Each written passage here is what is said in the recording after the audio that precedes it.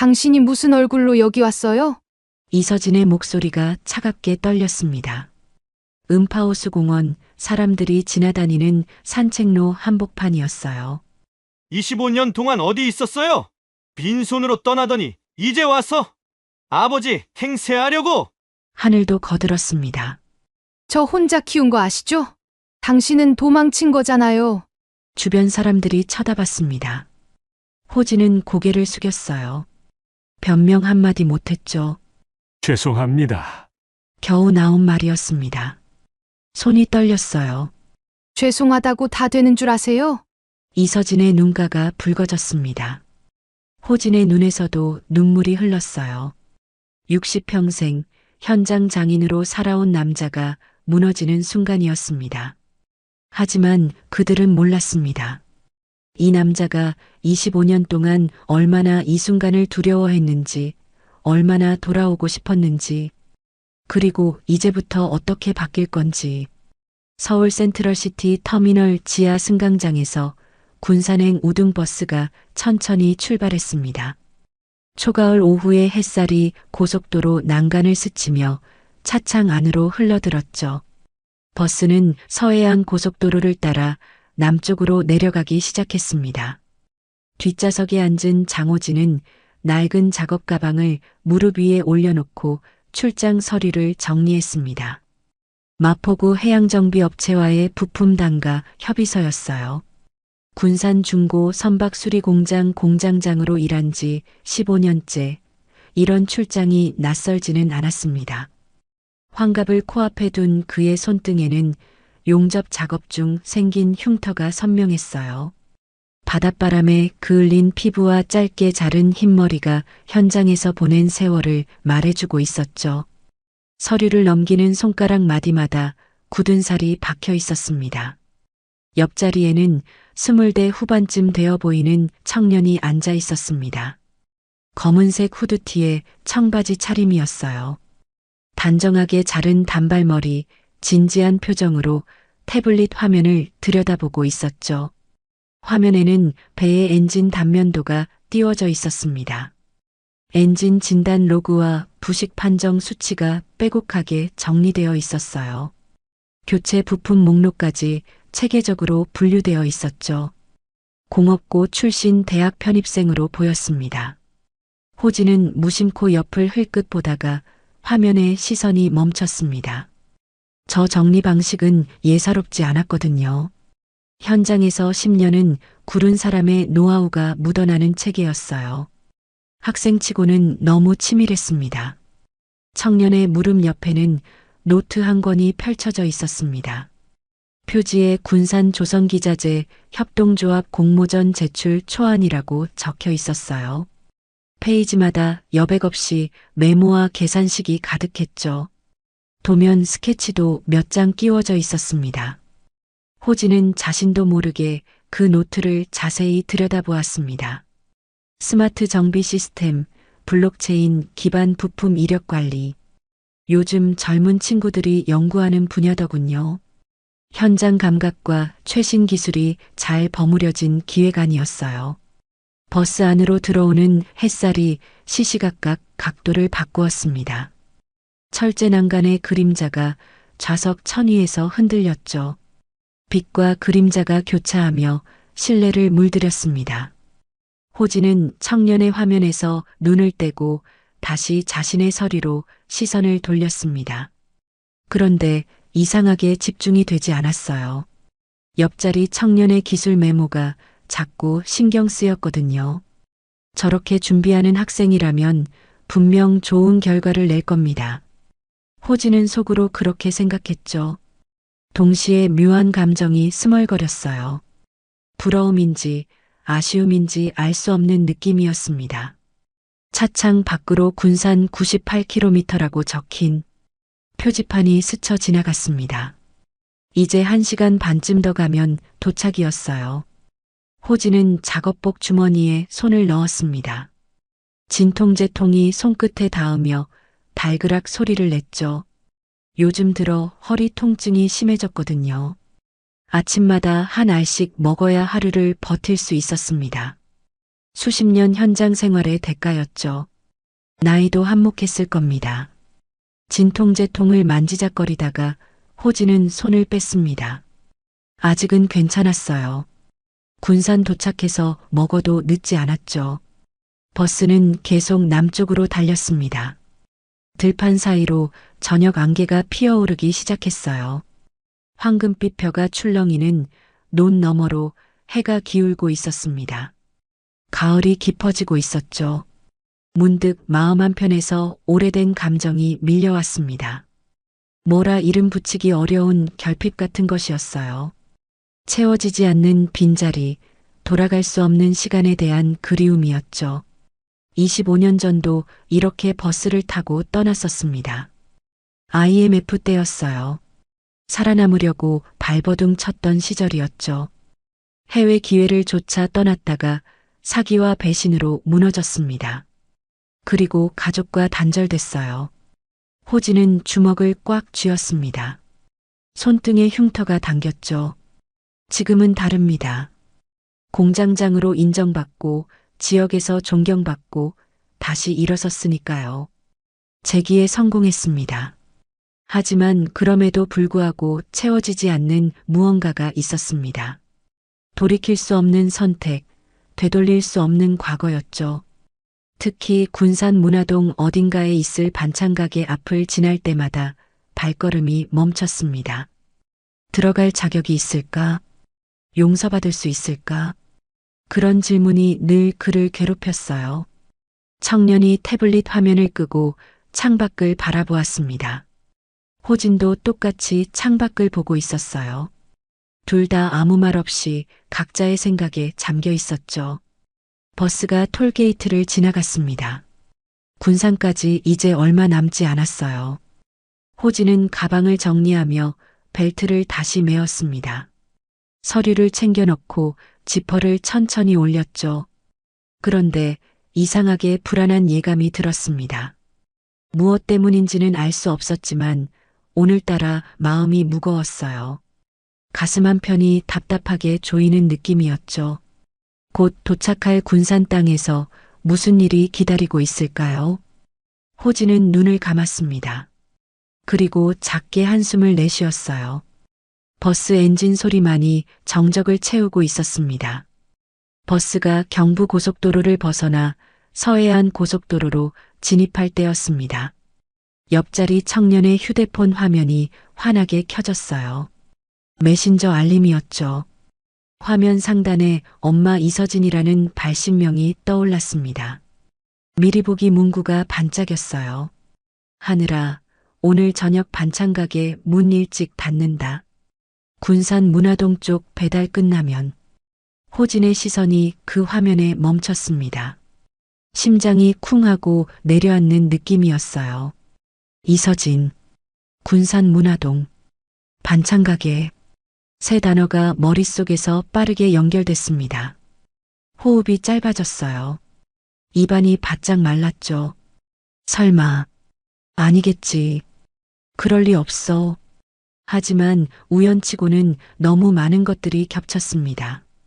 25년 전 자신이 떠나올 때 그녀도 같은 이름이었고 같은 동네에 살았었거든요. 호진은 주먹을 꽉 쥐었습니다. 손끝이 저려왔어요. 심장이 불규칙하게 뛰기 시작했죠. 진통제를 먹어야 하나? 아니, 이건 허리 때문이 아니었습니다. 청년은 메시지를 확인하고 간단히 답장을 보냈습니다. 네, 엄마 알았어요. 저도 곧 도착해요. 그리고 다시 태블릿 화면으로 돌아갔죠. 호진은 애써 시선을 돌렸습니다. 하지만 귀는 옆자리를 향해 있었어요. 청년이 태블릿 파일 목록을 스크롤하는 소리가 들렸습니다. 파일명들이 스쳐 지나갔어요. 음파오 엔진 분석, 부식 방지 시스템 설계, 음파 프로젝트 부식 방지 최종안. 음파, 그 이름도 낯설지 않았습니다. 군산 앞바다에서 운항하던 중고 여객선이었어요. 작년에 공장으로 입고됐던 배였죠. 호진이 직접 정비 감독을 맡았던 프로젝트였습니다. 우연히 계속 이어졌습니다. 너무 많은 우연이었어요. 호진은 무릎 위에 놓인 손을 쥐었다 폈다를 반복했습니다. 머릿속으로 빠르게 계산했죠. 청년의 나이, 연구 주제, 지도교수의 이름까지. 청년의 태블릿 케이스에 붙은 이름표가 눈에 들어왔습니다. 군산대학교 기계조선 융합학부 4학년, 지도교수 박무현. 박무현. 그 이름을 듣는 순간 호진의 등줄기에 식은땀이 흘렀습니다. 무현이 군산공고 야간반 출신, 자신보다 5살 어린 후배였어요. 20년 전 현장에서 함께 땀 흘렸던 동료였죠. 그 친구가 대학 교수가 됐다는 소문은 들었습니다. 그런데 지금 이 청년의 지도교수라니, 이름이 겹치고 동네가 겹치고 사람이 겹쳤습니다. 이제 우연이라고 말하기엔 너무 많은 것들이 일치했어요. 버스 안내 방송이 흘러나왔습니다. 곧 대천 휴게소에 도착합니다. 15분간 정차하오니 참고하시기 바랍니다. 차창 너머로 가을 논두렁이 누렇게 펼쳐졌습니다. 황금빛 벼이삭이 바람에 일렁이고 있었어요. 평화로운 풍경이었죠. 하지만 호진의 마음속은 폭풍우가 몰아치고 있었습니다. 청년이 태블릿을 끄고 스트레칭을 했습니다. 목을 좌우로 돌리고 어깨를 풀었어요. 그러다 호진과 눈이 마주쳤습니다. 아, 죄송합니다. 제가 자리가 좁은가요? 청년이 정중하게 물었습니다. 목소리가 또렷했어요. 예의 바른 말투였죠. 아, 아니요. 괜찮습니다. 호진은 겨우 대답했습니다. 목소리가 떨렸어요. 청년은 이상하게 여기지 않는 듯 했습니다. 그저 미소를 지었죠. 버스가 휴게소에 도착했습니다. 승객들이 하나둘 일어나 내리기 시작했어요. 청년도 일어섰습니다. 잠깐 다녀오겠습니다. 청년이 말하고 통로로 나갔습니다. 태블릿과 노트는 자리에 그대로 두고 갔어요. 호진은 자리에 앉은 채 움직이지 못했습니다. 시선은 청년의 빈자리에 고정됐죠. 정확히는 그 자리에 놓인 노트 표지였습니다. 거기에 청년의 이름이 적혀 있었거든요. 장하늘, 장씨, 자신과 같은 성이었습니다. 호진의 손이 부들부들 떨렸습니다. 입술이 바짝 말랐어요. 목구멍으로 무언가 치밀어 올랐죠. 25년 전 자신이 떠날 때 아내는 임신 중이었습니다. 석 달째였어요. 아들일 거라고 했죠. 이름도 지어뒀었습니다. 하늘, 넓고 자유로운 사람이 되라고 그렇게 짓기로 했었어요. 호진은 눈을 감았습니다. 온몸이 떨렸어요. 이건 우연이 아니었습니다. 우연일 수가 없었죠. 엄마 이름 이서진, 군산 문화동 반찬가게, 군산대 학생, 지도교수 박무현, 그리고 이름 장하늘. 모든 조각이 맞아떨어졌습니다. 저 청년이, 저 옆자리에 앉아있던 청년이 자신의 아들일 가능성이 높았어요. 아니, 거의 확신에 가까웠습니다. 호진은 손으로 얼굴을 감쌌습니다. 숨이 막혔어요. 심장이 터질 것처럼 뛰었죠. 어떻게 해야 하나? 뭐라고 말해야 하나? 아니, 말을 해야 하는 건가? 25년 동안 단 한 번도 연락하지 않았습니다. 소식조차 묻지 않았어요. 도망쳤죠. 겁쟁이처럼 떠나서 숨어 살았습니다.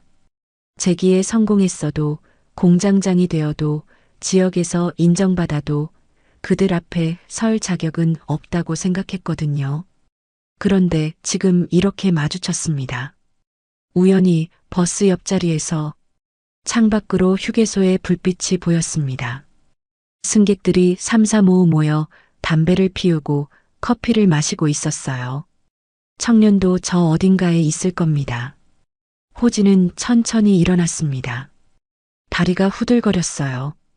복도로 나와 화장실 쪽으로 걸어갔죠. 세면대 앞에 섰습니다. 거울 속 자신의 얼굴을 봤어요. 창백하게 질린 얼굴, 떨리는 눈동자, 식은 땀이 송골송골 맺힌 이마.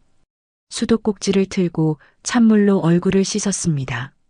하지만 떨림은 멈추지 않았어요. 이건 단순한 우연이 아니었습니다. 운명이었죠. 피할 수 없는, 마주해야 하는 운명이었습니다. 호진은 거울 속 자신을 똑바로 봤습니다. 그리고 작게 중얼거렸어요. 이제 어떡하지? 대답은 없었습니다. 수도에서 물 떨어지는 소리만 텅 빈 화장실에 울렸죠. 휴게소 화장실 거울 앞에 선 호진의 머릿속으로 과거가 밀려들어왔습니다. 1998년 겨울이었어요. 그의 겨울은 유난히 추웠습니다. 군산 조선소 도급팀이 해산됐거든요. IMF 한파가 조선업계를 덮쳤죠. 하청업체들이 줄줄이 무너졌습니다. 호진은 신생용접 하청업체에 몸을 담았습니다. 선택의 여지가 없었어요.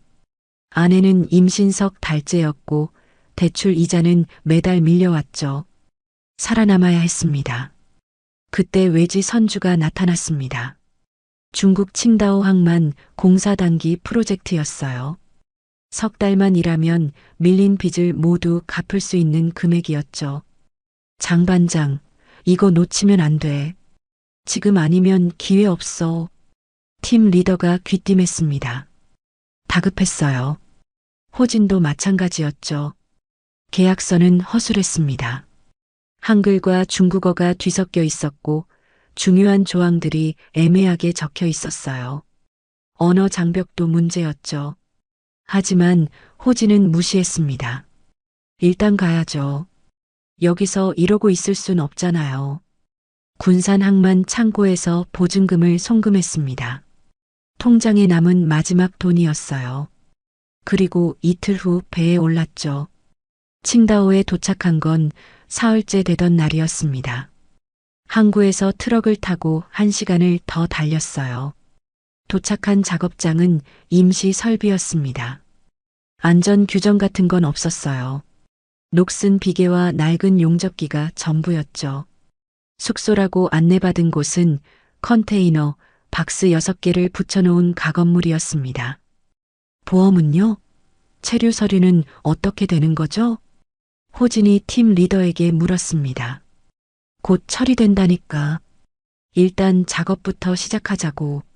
팀 리더는 대충 얼버무렸어요. 불안했지만 달리 방법이 없었습니다. 작업이 시작됐습니다. 새벽 5시부터 밤 10시까지 용접봉을 잡았어요. 손에 굳은 살이 터지고 피가 스며들었죠. 겨울바람이 뼛속까지 파고들었습니다. 한 달이 지났을 때였습니다. 급여 지급일이 지났는데도 돈이 들어오지 않았어요. 조금만 기다려. 선주 측이랑 정산 중이야. 팀 리더가 말했습니다. 하지만 눈빛이 흔들렸어요. 이틀 뒤 팀 리더가 잠적했습니다.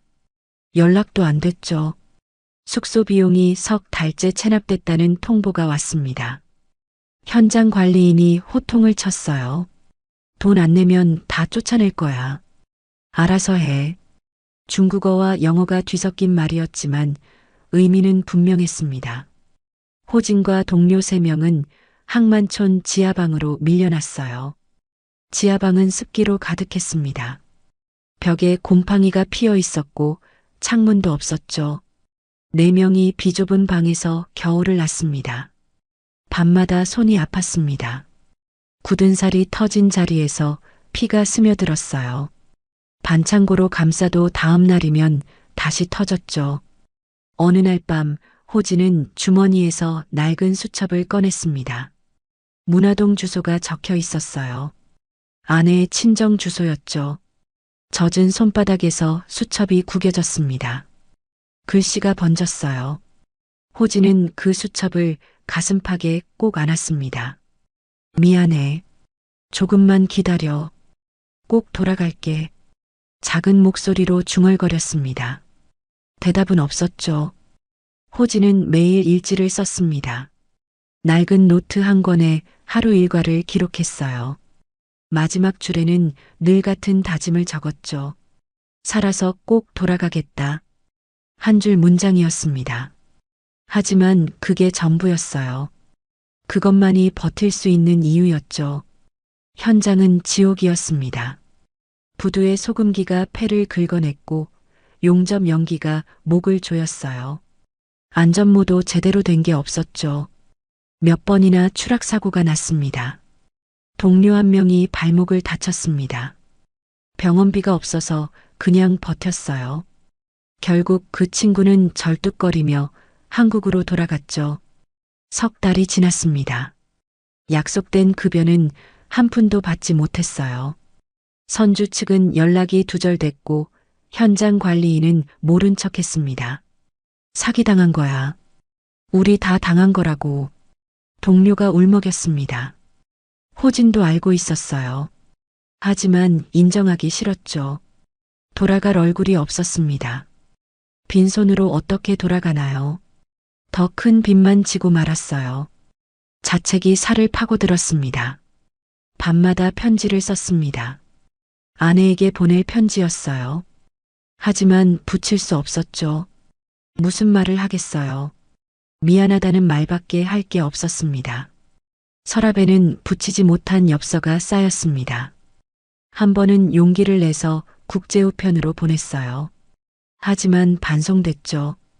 주소가 잘못됐다는 도장이 찍혀 돌아왔습니다. 아내가 이사한 건지 아니면 받기를 거부한 건지 알 수 없었습니다. 호진은 그 반송 영수증을 서랍에 고이 접어 넣었어요. 봄이 왔습니다. 칭다오의 봄은 여전히 쌀쌀했어요. 호진은 무기명 현장 잡부로 버텼습니다. 이름도 없이 신분도 없이 그저 일당을 받으며 살았죠. 국외 체류 시간이 흘러갔습니다. 한 달, 두 달, 석 달. 1년이 넘어갔어요. 돌아갈 용기가 나지 않았습니다. 어느 날 항구 선술집에서 한국 뉴스를 봤습니다. IMF 극복 선언이었어요. 경기가 회복되고 있다는 보도였죠. 이제 돌아가야 하는 거 아니야? 동료가 물었습니다. 호진은 대답하지 못했어요. 돌아가면 뭐가 남았을까요? 빚만 잔뜩 지고 가족은 버리고 도망친 남자.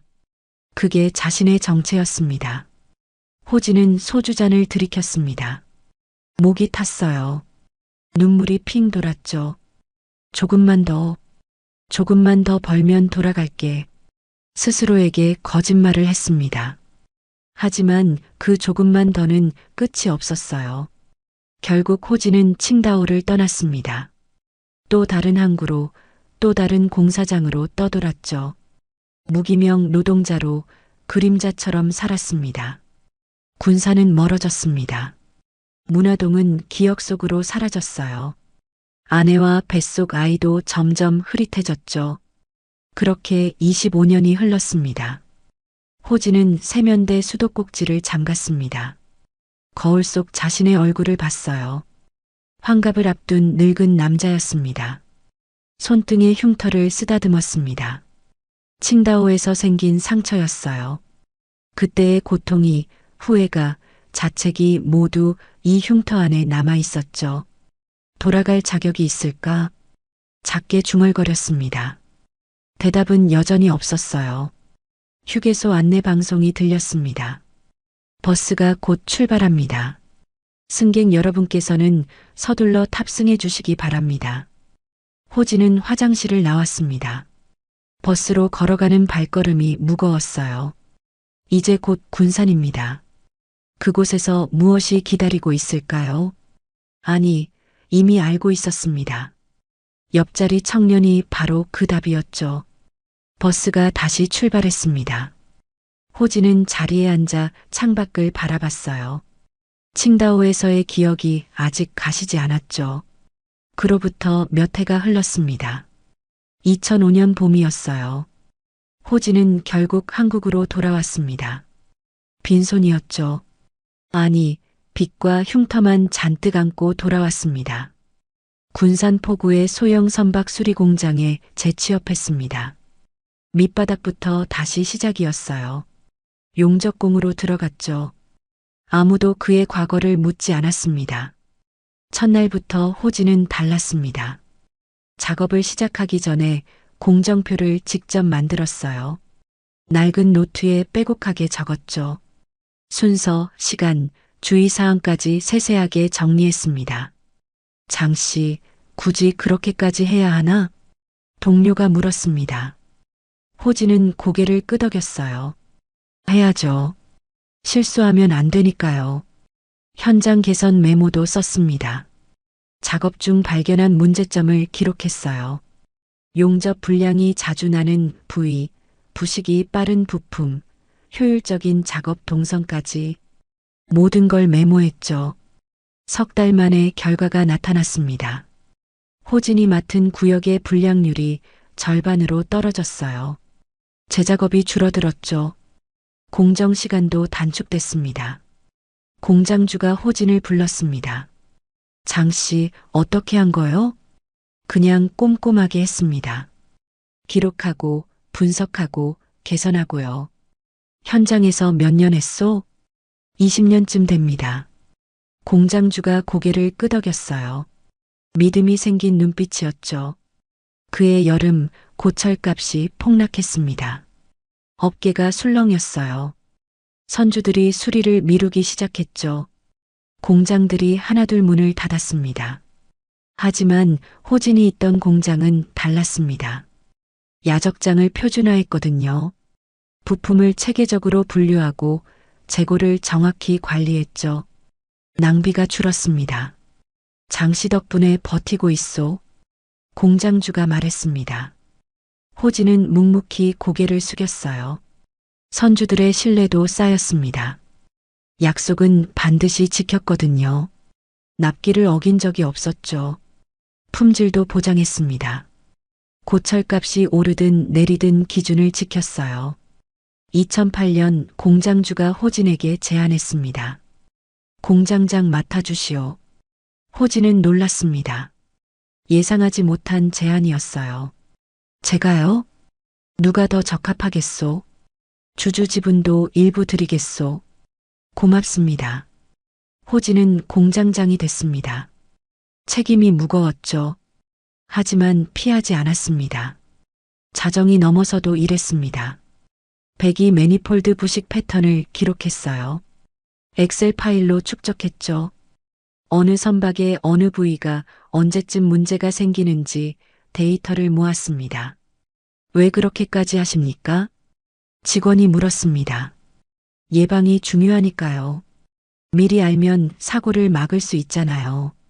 동네 공고에서 연락이 왔습니다. 산업안전 특강을 해달라는 요청이었어요. 호진은 흔쾌히 수락했죠. 매주 목요일 저녁 공고 실습실로 갔습니다. 학생들에게 현장 이야기를 들려줬어요. 안전의 중요성, 꼼꼼한 작업 습관, 책임감. 무료였습니다. 선생님, 강의 정말 도움됩니다. 학생 한 명이 인사했습니다. 호진은 미소 지었어요. 힘내라. 너희가 이 바닥 미래니까. 취업 멘토링도 시작했습니다. 졸업을 앞둔 학생들에게 현장을 소개해줬죠. 이력서 쓰는 법도 알려줬습니다. 면접 준비도 도왔어요. 장 공장님 덕분에 취업했습니다. 제자들이 찾아와 인사했습니다. 호진은 그들의 손을 꽉 잡아줬어요. 손의 흉터는 여전히 선명했습니다. 칭다오에서 생긴 상처, 과거의 흔적이었죠. 하지만 표정은 달랐습니다. 현장 장인의 자부심이 배어 있었어요. 장 공장님, 이제 인정받으셨네요. 동료가 말했습니다. 호진은 겸손하게 고개를 저었어요. 아직 멀었습니다. 지역 신문에 인터뷰 기사가 실렸습니다. 군산 조선업계의 숨은 명장. 사진 속 호진은 작업복 차림으로 웃고 있었어요. 공장은 번창했습니다. 직원들도 늘었죠. 호진의 노하우가 회사 자산이 됐습니다. 모두가 그를 존경했어요. 하지만 호진에게는 여전히 갈 수 없는 곳이 있었습니다. 문화동이었습니다. 일이 끝나고 집으로 가는 길, 문화동 골목 입구를 지나야 했어요. 호진은 늘 그곳에서 발걸음을 멈췄습니다. 골목 안쪽으로 50m쯤 들어가면 반찬 가게가 있었죠. 서진네 반찬이라는 간판이었습니다. 저녁이면 따뜻한 불빛이 새어나왔어요. 호진은 멀리서 그 불빛만 바라봤습니다. 다가갈 수 없었어요. 자격이 없다고 생각했죠. 20년 넘게 연락하지 않았습니다. 소식조차 묻지 않았어요. 도망친 남자가 무슨 얼굴로 돌아가나요? 재기에 성공했어도 인정받아도 달라진 건 없었습니다. 과거는 지워지지 않았어요. 아빠. 어느 날 골목에서 아이의 웃음소리가 들렸습니다. 호진의 심장이 쿵 내려앉았어요. 하지만 다른 아이였습니다. 다른 가족이었죠. 호진은 안도하면서도 허전했습니다. 자신의 아이는 어떻게 자랐을까? 건강할까? 공부는 잘할까? 엄마를 닮았을까? 자신을 닮았을까? 궁금했지만 물을 수 없었습니다. 알 자격이 없었어요. 호진은 언제나 그랬듯이 돌아섰습니다. 반찬 가게에 불빛을 등지고 걸었죠. 자신에게 정한 벌처럼 거리를 유지했습니다. 집에 돌아와서도 마음은 무거웠습니다. 혼자 소주 한 잔을 따랐어요. 손등에 흉터를 쓰다듬었죠. 미안해. 누구에게 하는 말인지 알 수 없었습니다. 아내에게, 아이에게, 아니면 자신에게. 다음 날도 그 다음 날도 똑같았습니다. 묵묵히 일했어요. 현장을 지켰죠. 후배들을 가르쳤습니다. 하지만 문화동 골목 입구에서는 늘 멈춰 섰습니다. 반찬 가게 불빛을 바라보다가 돌아섰어요. 그게 호진의 일상이었습니다. 일로 채운 성공과 채워지지 않는 빈자리, 존경과 죄책감이 공존하는 삶이었죠. 언젠가는 호진은 종종 중얼거렸습니다. 언젠가는 용기를 내야지. 하지만 그 언젠가는 오지 않았습니다. 25년이 지나도록 오지 않았어요. 그리고 지금 군산행 버스 안에서 우연히 마주쳤습니다. 자신의 아들일지도 모르는 청년과 운명은 참 기묘했습니다. 피하려 해도 피할 수 없었어요. 이제 선택해야 했죠. 다가갈 것인가 아니면 다시 돌아설 것인가. 호진은 주먹을 꽉 쥐었습니다. 손이 떨렸어요. 답은 아직 몰랐습니다. 버스가 군산 터미널에 가까워졌습니다. 차창 밖으로 익숙한 풍경이 펼쳐졌어요. 금강 하구둑, 음파호수 공원, 그리고 시내로 이어지는 도로들이었죠. 옆자리 청년의 태블릿에서 알림음이 울렸습니다. 화면에 메시지가 떴어요. 박무현 선생님 면담 1400- 군산대 연구실. 호진의 눈이 그 문구에 고정됐습니다. 박무현. 오늘 오후 2시. 시간이 얼마 남지 않았어요. 이제 결정해야 했습니다. 계속 침묵할 것인가 아니면 용기를 낼 것인가. 호진은 주머니에 손을 넣었습니다. 작업복상의 안주머니였어요. 손끝에 오래된 동전 몇 개가 만져졌죠. 그 밑에 구겨진 메모지가 있었습니다. 천천히 꺼냈습니다. 낡은 종이였어요. 25년 전부터 품고 다닌 메모였죠. 펼쳐보니 흐릿한 글씨가 보였습니다. 이서진, 문화동 274-3. 심장이 바닥으로 가라앉는 느낌이었습니다. 손이 떨렸어요. 이 이름, 이 주소가 모든 걸 확신시켰죠. 버스가 터미널에 도착했습니다. 승객들이 일어나기 시작했어요. 청년도 짐을 챙겼죠. 먼저 내리세요. 청년이 정중하게 말했습니다. 호진은 고개를 끄덕이고 일어났어요. 다리에 힘이 없었습니다. 터미널 대합실에 내렸습니다. 청년은 반대편 출구로 향했어요. 곧 사라질 것 같았죠. 호진은 결심했습니다. 주머니에서 휴대폰을 꺼냈어요. 박무현의 번호를 찾았죠. 저장된 지 오래됐지만 지우지 않았던 연락처였습니다. 떨리는 손으로 전화를 걸었습니다. 신호음이 울렸어요. 한 번, 두 번, 세 번. 여보세요? 익숙한 목소리였습니다. 박무현이었어요. 무현아, 나야. 장호진이야. 잠시 침묵이 흘렀습니다. 무현이 말을 잇지 못했어요. 형님? 정말 형님이십니까? 그래. 지금 군산 터미널이야. 급하게 할 말이 있어서. 무슨 일이십니까? 호진은 숨을 깊이 들이마셨습니다. 그리고 조심스럽게 말했어요. 방금 버스에서 학생 한 명을 봤어. 내가 지도하는 학생인 것 같더라고. 장하늘이라고. 다시 침묵이었습니다. 무연히 상황을 파악하는 중이었어요. 혹시 형수님, 아드님을 말씀하시는 겁니까? 그런 것 같아. 확실하진 않지만 무연의 한숨 소리가 들렸습니다. 복잡한 감정이 섞인 한숨이었죠. 형님, 이거 조심스러운 일입니다. 하늘이 형님 존재를 모릅니다. 형수님도 오랫동안 얘기 안 하셨거든요. 알아. 그래서 내 도움이 필요해. 어떻게 하실 생각이십니까? 호진은 잠시 망설였습니다. 그리고 말했어요. 성급하게 하고 싶진 않아.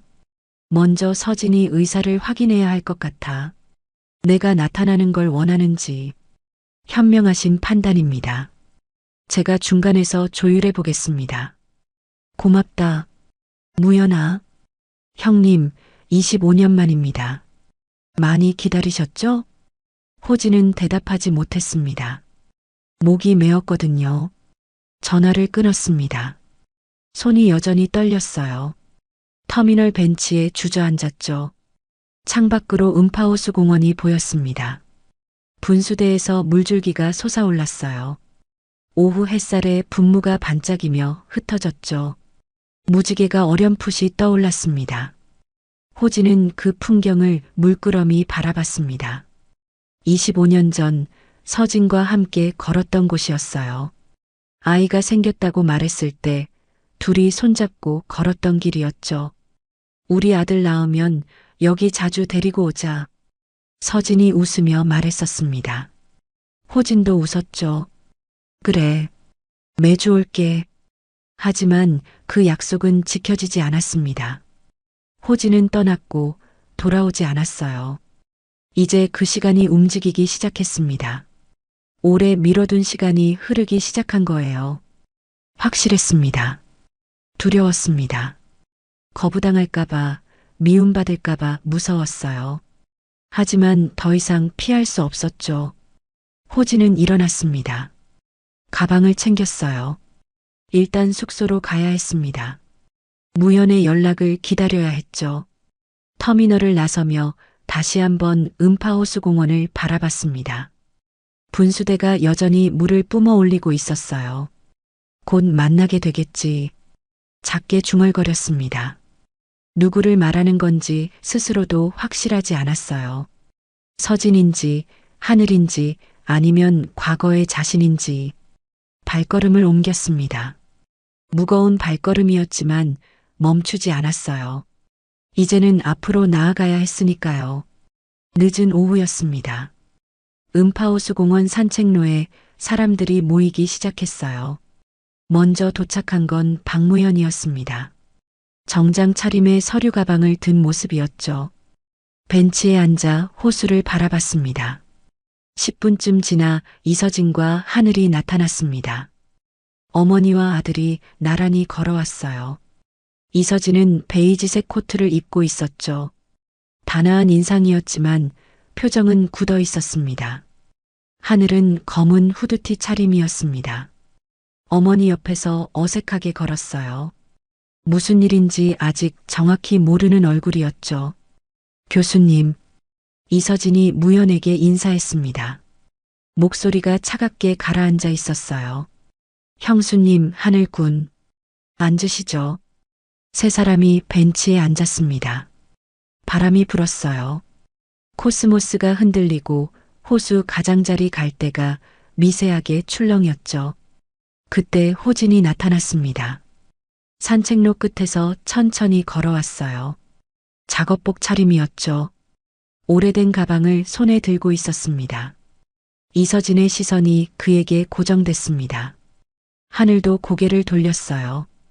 버스에서 옆자리에 앉았던 남자였죠. 호진이 그들 앞에 섰습니다. 정면을 피하지 않았어요. 이서진을 똑바로 봤습니다. 오랜만입니다. 목소리가 떨렸습니다. 하지만 시선은 흔들리지 않았어요. 이서진은 대답하지 않았습니다. 단단한 표정으로 호수를 바라봤죠. 호진은 하늘을 봤습니다. 처음 뵙겠습니다. 장호진입니다. 하늘은 어리둥절한 얼굴이었습니다. 무슨 상황인지 이해하지 못했어요. 저희가 왜 여기 있는 건가요? 하늘이 어머니에게 물었습니다. 이서진은 입술을 깨물었어요. 대답이 쉽지 않았죠. 무연히 조심스럽게 입을 열었습니다. 하늘군, 이분이 자네 아버지야. 순간 정적이 흘렀습니다. 바람 소리만 들렸어요. 하늘의 눈동자가 흔들렸습니다. 당혹감이 스쳤죠. 이어서 분노가, 그 다음엔 공허한 표정이 지나갔습니다. 무슨 소리세요? 하늘이 작게 말했습니다. 목소리가 갈라졌어요. 아버지는 없다고 들었는데요. 제가 어릴 때 돌아가셨다고. 이서진이 고개를 저었습니다. 그렇게 말했어. 미안하다. 하지만 거짓말이었어. 하늘이 어머니를 봤습니다. 배신감이 어린 눈빛이었죠. 호진이 한 걸음 다가섰습니다. 제 잘못입니다. 어머니를 탓하지 마세요. 하늘이 호진을 돌아봤습니다. 차가운 시선이었어요. 잘못이요? 25년 동안 소식 한 번 없던 사람이 갑자기 나타나서 뭘 어쩌자는 겁니까? 호진은 고개를 숙였습니다. 변명하지 않겠습니다. 다 제가 잘못했어요. IMF 때 해외로 나가서 실패했고 돌아갈 용기가 없었습니다.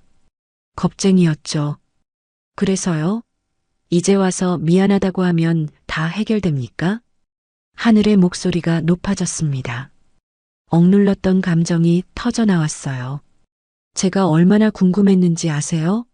아버지가 어떤 사람인지, 왜 떠났는지, 친구들이 물어볼 때마다 얼마나 창피했는지 아십니까? 이서진이 아들의 손을 잡았습니다. 하늘아. 하지만 하늘은 손을 뿌리쳤어요. 엄마도 왜 거짓말하신 거예요? 돌아가셨다고 하지 말고 그냥 버렸다고 하시지 그러셨어요. 이서진의 눈가가 붉어졌습니다. 하지만 눈물은 흘리지 않았어요. 무연히 중재했습니다. 자, 진정하자. 감정적으로 대하면 안 돼. 차근차근 이야기하자고. 공원 벤치에 차가운 감촉이 느껴졌습니다. 가을바람이 등을 스쳤어요. 세 사람의 호흡이 느려졌죠. 호진이 다시 입을 열었습니다. 용서해달라는 건 아닙니다. 그럴 자격도 없어요. 다만 알아주셨으면 합니다. 제가 도망친 건 맞지만 하루도 잊은 적 없었어요. 그게 무슨 소용입니까? 결국 오지 않으셨잖아요. 하늘이 냉정하게 말했습니다. 호진은 고개를 끄덕였어요. 맞습니다. 결과적으로 그렇습니다. 이서진이 호진을 봤습니다. 25년 만에 제대로 마주본 거였어요. 당신이 떠난 뒤 얼마나 힘들었는지 알아요? 목소리가 떨렸습니다. 하지만 똑바로 말했죠. 혼자 아이 키우고 밤새 일하고 빚 갚으려고 악착같이 살았어요. 당신 생각할 시간도 없었어요. 호진이 주먹을 쥐었습니다. 죄송합니다. 죄송하다고 다 되는 건 아니에요. 하지만 당신도 힘들었겠죠. 그건 인정합니다. 이서진의 목소리가 조금 부드러워졌습니다. 여전히 차갑긴 했지만요. 앞으로 어떻게 할 건데요? 호진이 잠시 생각했습니다.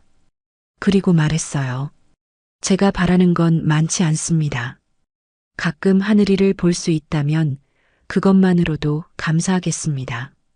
가족으로 돌아갈 생각은 없어요. 그럴 자격이 없으니까. 하늘이 비웃었습니다. 당연하죠. 지금 와서 아버지 노릇하시겠다는 건 아니시겠죠? 그렇습니다. 무연히 정리했습니다. 그럼 이렇게 하자. 당장 결론 내지 말고 천천히 생각해 보는 거야. 하늘 군도 시간이 필요할 테고. 하늘이 고개를 저었습니다. 시간이 필요한 게 아니라 이해가 안 되는 겁니다. 왜 이제 와서 나타나신 거예요? 호진이 대답했습니다. 우연이었습니다. 버스에서 당신을 봤어요. 그리고 알았죠. 더 이상 피할 수 없다고. 하늘이 일어났습니다. 저 먼저 가겠습니다. 죄송하지만 지금은 얼굴 보기 싫어요. 이서진이 아들을 불렀습니다. 하늘아, 엄마, 혼자 있고 싶어요. 하늘은 돌아서서 걸어갔습니다. 뒷모습이 외로워 보였어요. 이서진이 한숨을 쉬었습니다. 그리고 호진을 봤죠. 당신도 가세요. 오늘은 이만. 호진이 고개를 숙였습니다. 죄송합니다. 그리고 수고하셨습니다. 이서진의 어깨가 아주 미세하게 내려앉았습니다. 긴장이 풀린 거였어요. 하지만 표정은 여전히 단단했죠. 호진이 떠났습니다. 무연과 이서진만 남았어요. 형수님 괜찮으세요? 무연이 물었습니다. 이서진이 고개를 끄덕였어요. 괜찮아요. 언젠가는 이렇게 될 줄 알았어요. 두 사람은 한동안 말없이 호수를 바라봤습니다. 석양이 물들고 있었어요. 코스모스가 마지막 빛에 흔들렸죠. 용서는 없었습니다. 하지만 대화의 문은 열렸어요. 앞으로 어떻게 될지는 아무도 몰랐습니다. 다만 한 가지는 분명했죠. 이제 더 이상 피할 수 없다는 것. 몇 주가 흘렀습니다. 음파호수 공원에서의 만남 이후 세 사람 사이에 미묘한 변화가 시작됐어요. 군산 중고 선박 수리 공장에 새로운 프로젝트가 도입됐습니다. 산학협력 파일럿 사업이었죠. 박무현 교수의 주선으로 성사된 일이었어요. 호진은 회의실에서 직원들에게 설명했습니다. 이번 프로젝트는 군산대학교와 함께합니다. 학생들이 현장 데이터를 체계화해 줄 겁니다. 직원들이 고개를 끄덕였어요. 호진이 덧붙였죠. 데이터 정비 파트는 장하늘 학생이 맡습니다. 잘 협조해 주시기 바랍니다. 하늘이 공장에 나타났습니다. 검은 후드티 대신 작업복을 입고 있었어요. 태블릿을 들고 현장을 둘러봤죠. 처음엔 어색했습니다. 호진과 눈을 마주치지 않았어요. 대화도 업무에 필요한 것만 했죠. 여기 부식 데이터 정리 부탁합니다. 네, 알겠습니다. 짧은 대화였습니다. 하지만 시작이었어요. 하늘은 노후 선박의 부식 데이터를 수집했습니다. 배기 매니폴드, 선체 접합부, 엔진 냉각수 라인까지. 호진이 20년간 기록해온 데이터를 체계화했죠. 엑셀 파일들이 정리됐습니다. 그래프로 시각화되고 패턴이 분석됐어요. 작업 순서가 최적화되기 시작했죠. 이 부위는 3년마다 교체가 필요하네요. 하늘이 호진에게 보고했습니다. 호진이 고개를 끄덕였어요. 맞습니다. 잘 찾았네요. 작은 대화였지만 둘 사이의 거리가 조금씩 좁혀졌습니다. 현장 기사들에게 태블릿이 지급됐습니다. 점검 체크리스트가 디지털화됐어요. 작업 전에 확인하고 작업 후에 기록했죠. 재작업률이 급감했습니다. 한 달 만에 절반으로 줄었어요. 공정 시간도 단축됐죠. 이거 정말 편하네요. 젊은 기사가 말했습니다. 베테랑 기사들도 동의했어요.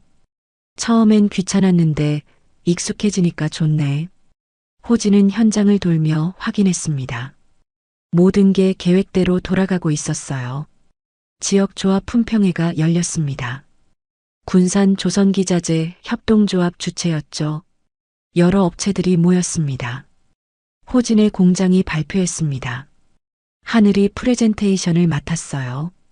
스마트 정비 시스템을 도입한 결과 불량률 50% 감소, 공정시간 30% 단축이라는 성과를 얻었습니다.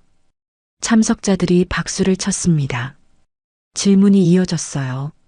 어떻게 그런 결과를 낸 겁니까? 하늘이 대답했습니다. 현장의 경험과 데이터를 결합했습니다. 장호진 공장장님의 20년 노하우가 핵심이었죠. 평가단이 높은 점수를 줬습니다. 군산 표준이라는 별칭이 붙었어요. 다른 업체들도 벤치마킹 하겠다고 나섰죠. 시상식이 열렸습니다. 하늘의 이름이 표창 명단에 올랐어요. 우수 연구자 부문이었죠. 현장 기사들이 박수를 보냈습니다. 호진도 함께 박수를 쳤어요. 하늘이 무대에 올라 상을 받았죠. 감사합니다. 이건 제 혼자 한 게 아닙니다. 현장 분들의 도움이 컸습니다. 겸손한 수상 소감이었습니다. 기사들이 더 크게 박수를 쳤어요. 며칠 후 공장 사무실로 전화가 걸려왔습니다. 이서진이었어요. 공장장님 계십니까? 네, 저입니다. 반찬가게 이서진입니다. 구내식당 공급건으로 연락드렸어요. 호진의 심장이 뛰었습니다. 하지만 차분하게 대답했어요. 네, 말씀하세요. 무연 교수님께서 소개해 주셨어요. 공장 구내식당에 반찬 납품이 가능한지 여쭙고 싶습니다. 호진은 잠시 생각했습니다. 공정하게 처리해야 했어요. 조건을 동일하게 적용하겠습니다. 다른 업체들과 비교해서 품질과 가격이 적합하면 계약하겠습니다. 그렇게 해주시면 감사하겠습니다. 일주일 후 샘플 품평회가 열렸습니다. 새 업체가 참여했어요. 이서진의 반찬가게도 포함됐죠. 직원들이 시식했습니다. 맛, 양, 포장 상태를 평가했어요. 결과는 명확했습니다. 서진네 반찬이 제일 맛있네요. 양도 넉넉하고 가격도 적당해요. 호진은 공개 투표로 결정했습니다. 특혜 시비를 사전에 차단하려는 거였어요. 투표 결과 서진네 반찬가게와 계약하겠습니다. 직원들이 박수를 쳤습니다. 공정한 절차였으니까요. 이서진의 반찬가게는 공장 구내식당과 정식 공급 계약을 맺었습니다. 매주 월수금 배달이었어요. 첫 배달날 이서진이 직접 왔습니다. 반찬통을 식당에 내려놓았죠. 호진이 멀리서 지켜봤습니다. 다가가지는 않았어요. 거리를 유지했죠. 이서진이 고개를 돌려 호진을 봤습니다. 잠깐 눈이 마주쳤어요. 그리고 작게 고개를 숙였죠. 호진도 고개를 숙였습니다. 그게 전부였어요. 하지만 의미는 컸습니다. 어느 날 저녁 공장에서 회식이 있었습니다. 큰 프로젝트가 성공적으로 마무리된 기념이었어요. 선주 한 명이 참석했습니다. 중년 남자였는데 술이 취한 상태였죠. 장 공장장, 과거에 고생 많았다면서요? 말투가 비꼬는 듯 했습니다. 호진은 웃으며 대답했어요. 그렇습니다. 많이 힘들었죠. IMF 때 해외 가서 사기당했다며? 그래 놓고 잘도 공장장까지 했네. 분위기가 싸늘해졌습니다. 직원들이 불편한 표정을 지었어요. 젊은 기사 하나가 일어났습니다. 선주님, 그런 말씀은 삼가 주십시오. 왜? 사실이잖아. 베테랑 기사도 거들었습니다. 공장장님은 그 일로 더 배우셨습니다.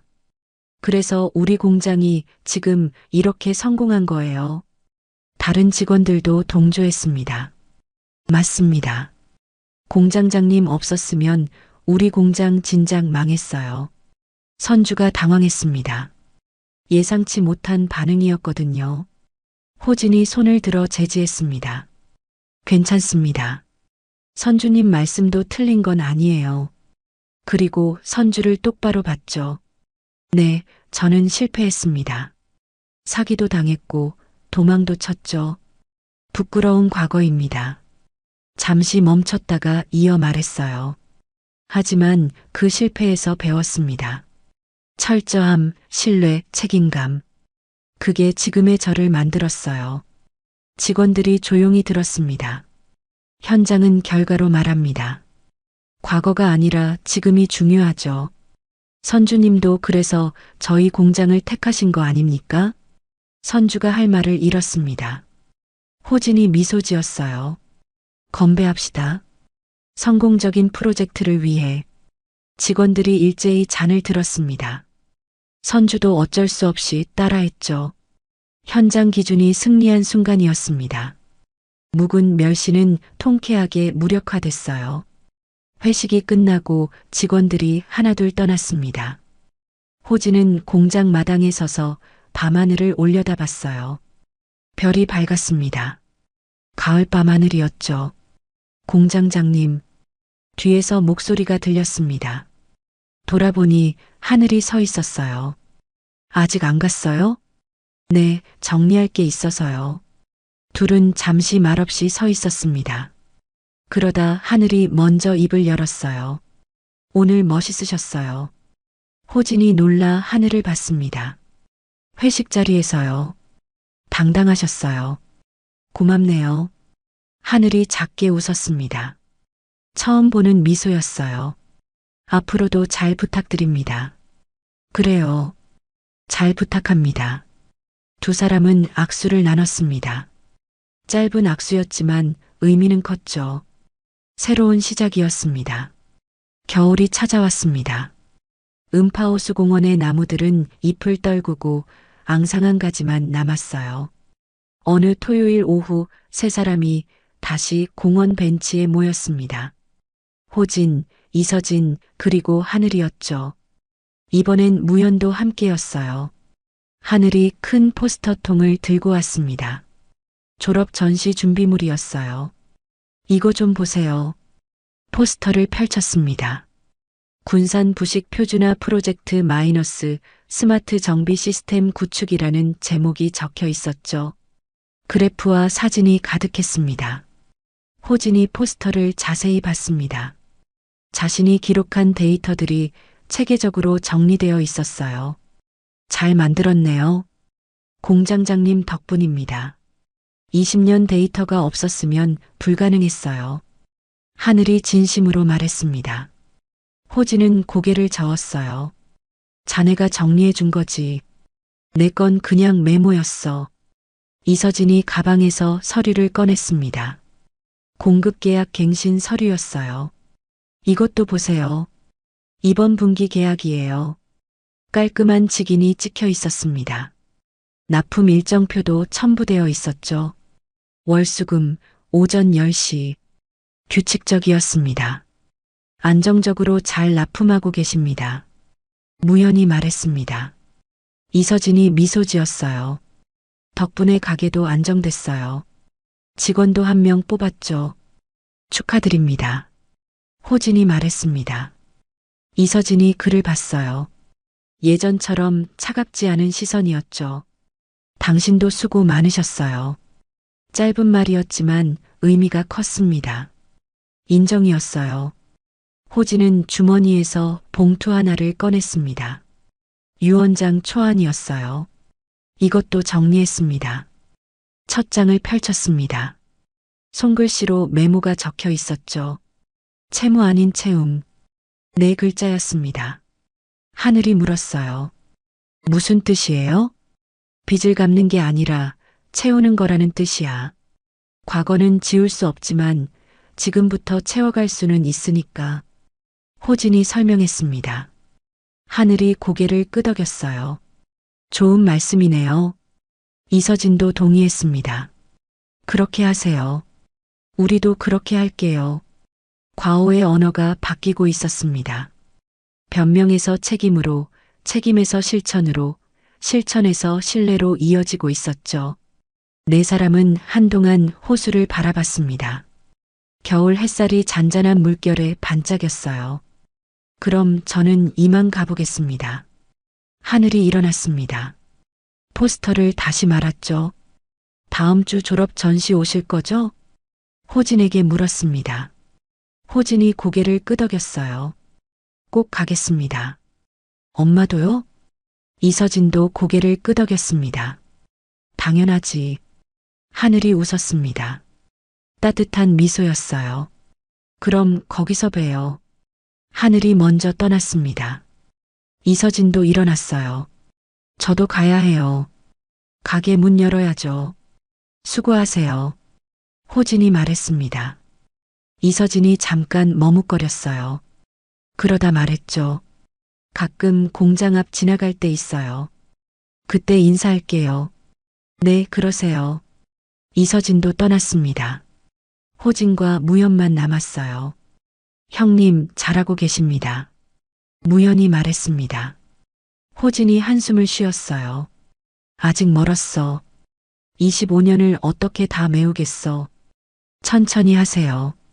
중요한 건 방향이잖습니까? 그렇지. 두 사람은 일어나 공원을 나섰습니다. 저녁이 됐습니다.